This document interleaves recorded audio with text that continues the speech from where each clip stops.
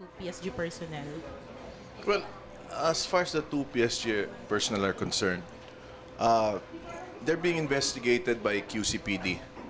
So, the Quezon City Police Department is taking charge of the investigation. All of the PSG were arrested.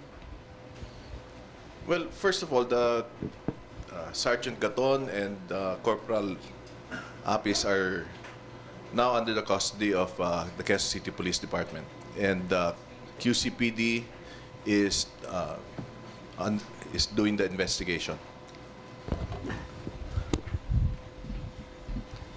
And, questions?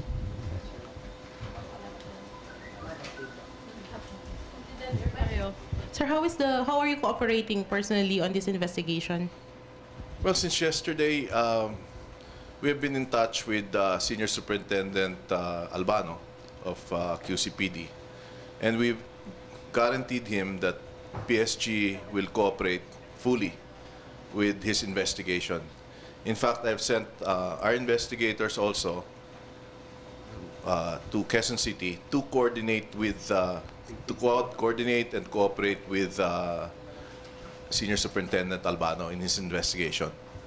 I cannot comment on the investigation per se. You will have to ask QCPD, who is the proper authority. Sir, ano daw ba yung feedback? Bakit nila nagawa yung those crimes allegedly being thrown against them? I'm sorry.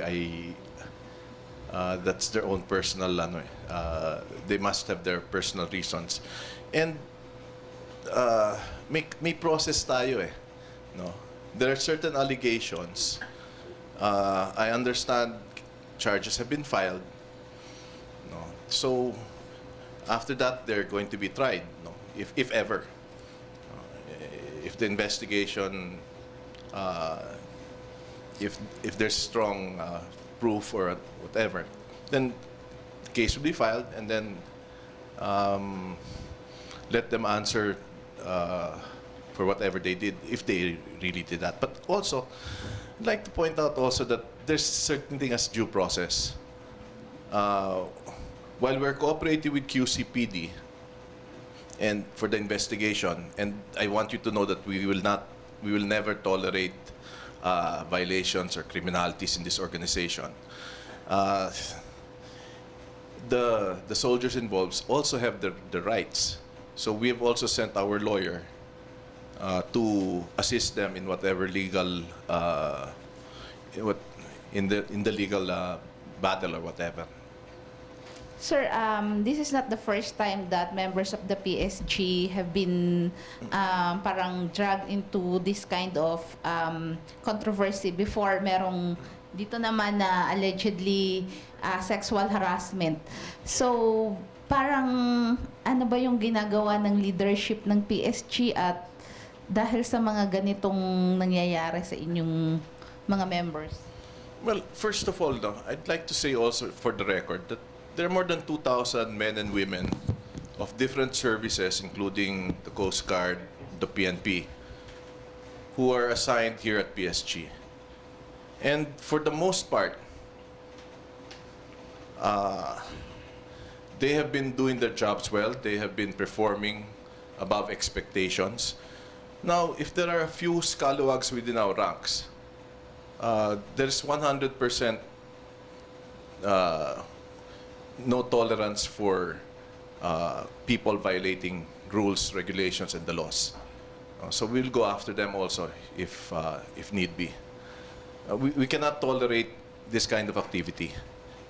As to why they did it, well, I'm sure they must have their own personal reasons. I'm not privy to that.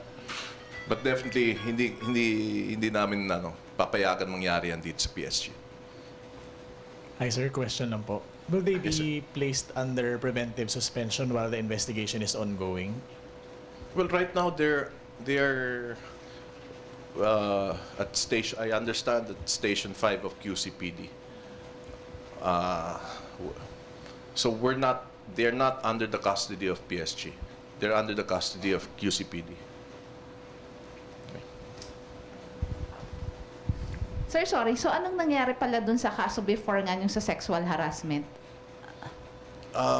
My understanding is it went through the courts. So it's still being tried. So PSG has nothing to do. So what happened to that person or persons na involved in that particular case? Were they suspended or yeah, what? They're in jail. Sir, Tuesday po ng DZBB.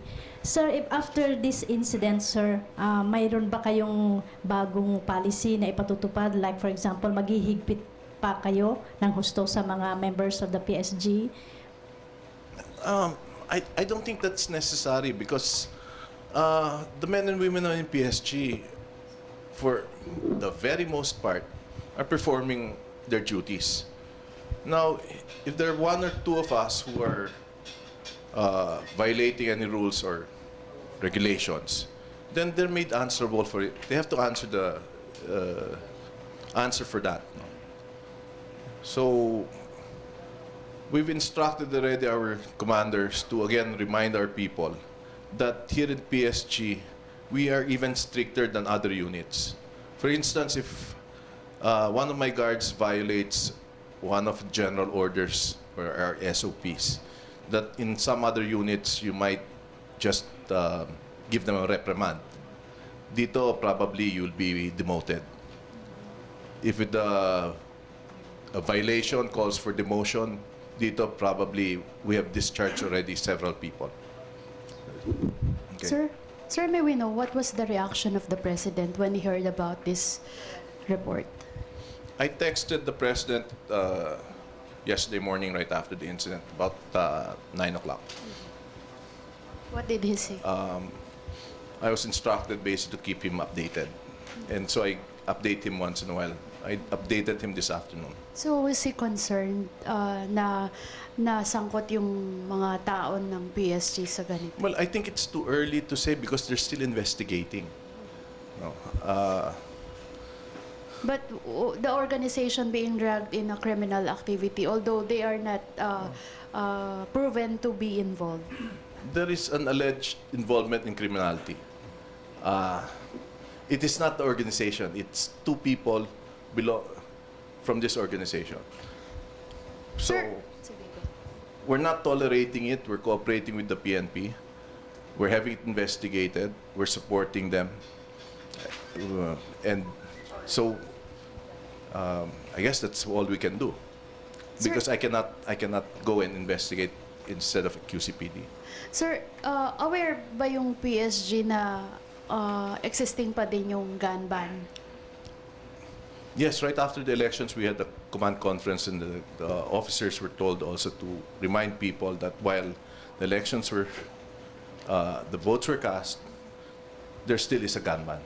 So, Plus, even without the gun ban exemption, our mission order also does not allow us to carry our firearms in KTVs and restaurants and public places, so these unless we are protecting a protectee. So these two are aware that they're not allowed to bring their firearms, service firearms. I'm sure definitely. Kasi hindi lang naman sa PSG yan eh. This rule also is true for all members of the uniformed service. Yes, ma'am? Thank you.